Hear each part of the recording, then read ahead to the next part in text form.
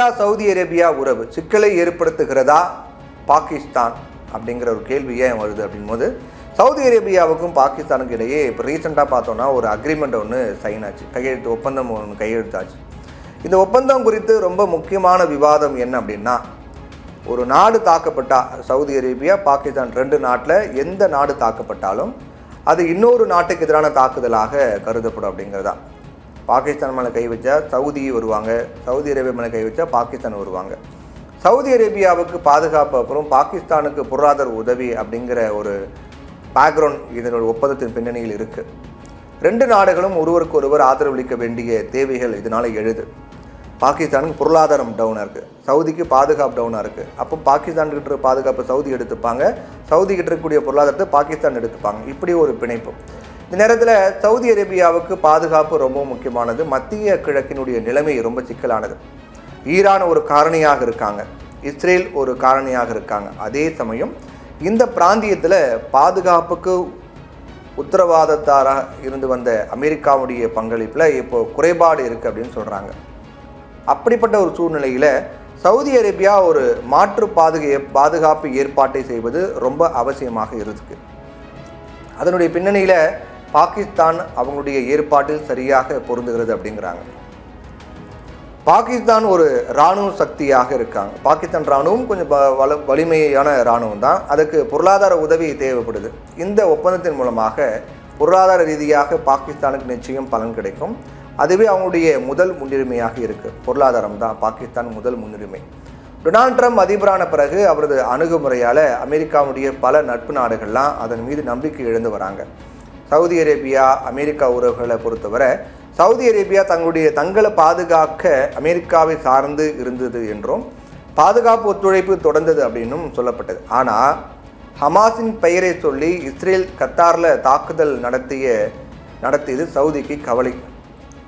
அப்போது என்ன பண்ணுறாங்க, இன்னொரு பக்கம் ஈரானோட சவுதி அரேபியாவுக்கு எப்போவுமே பார்த்தீங்கன்னா ஒரு பதற்றமான உறவு தான் இருக்குது. இதனால் அமெரிக்காவின் நண்பர்கள் அப்படின்னு கருதப்பட்டவங்களும் எதிரிகள் அப்படின்னு கருதப்பட்டவங்களும் சவுதி அரேபியாவுக்கு ஒரு சிக்கலை ஏற்படுத்திட்டு தான் வராங்க. அப்படின்னா பாகிஸ்தானுடனான சமீபத்திய பாதுகாப்பு ஒப்பந்தத்தை சவுதி தன்னுடைய பாதுகாப்பை உறுதி செய்வதற்கான இரண்டாவது மாற்று வழியாக பார்க்குறாங்க அப்படின்னு கூட அதை நம்ம கருதலாம். சவுதி அரேபியாவுக்கு அமெரிக்காவுக்கும் மாற்றாக பாகிஸ்தான் இருக்க முடியாதுங்கிறதும் நிதர்சனமான உண்மையாக இருக்குது. பாகிஸ்தான் மற்றும் சவுதி அரேபியாவுக்கு இடையான பாதுகாப்பு ஒப்பந்தம் இந்தியாவுக்கு எந்த கவலையும் கொடுக்காது. சவுதி அரேபியாவுடனான இந்தியாவின் உறவுகள் பாகிஸ்தானை நம்பி உருவாக்கப்படலை. ஏன்னா மத்திய ஆசியாவில் இருக்கக்கூடிய ஒவ்வொரு நாட்டுடனும் இந்தியா இருதரப்பு உறவுகளை உருவாக்குறாங்க. மற்ற நாடுகளுடைய நகர்வுகளை பார்த்தா சவுதி அரேபியாவுக்கு இந்தியாவுடனான உறவுகள் பல அடுக்குகளை கொண்டதாக இருக்குது. இதில் எரிசக்தி மற்றும் பொருளாதார சார்பும் அடங்கும். இந்த பிராந்தியத்தில் நிறைய இந்தியர்கள் வேலை செஞ்சுட்டு இருக்காங்க. இந்த உறவுகளை சீர்குலைக்கும் எந்த நோக்கமும் சவுதி அரேபியாவுக்கு இல்லை அப்படிங்கிறது தான் உண்மை. அதோட சவுதி அரேபியா பொறுத்த வரைக்கும் இந்தியாவுடனான உறவுகளை சீர்குலைத்து பாகிஸ்தானோட உறவுகளை வளர்க்க விரும்புகிறோம் அப்படின்னு எந்த ஒரு இடத்துலையும் அவங்க சொல்லலை. அப்படி சொல்கிறதுக்கான வாய்ப்பும் இல்லை, நடக்கிறதுக்கான வாய்ப்பும் இல்லை. அப்போது இந்தியா சவுதி உறவுகளுக்கு பாகிஸ்தான் சவுதி உறவுக்கும் எந்த தொடர்பும் கிடையாது அப்படின்னு தெளிவாக சொல்லப்பட்டிருக்கு. பாகிஸ்தான் சவுதி அரேபியாவுக்கு இடையேயான ஒப்பந்தத்தில் ஒருத்தருக்கொருத்தர் பாதுகாப்புக்கு உத்தரவாதம் கொடுப்பது பற்றி விவாதிக்கப்படுது.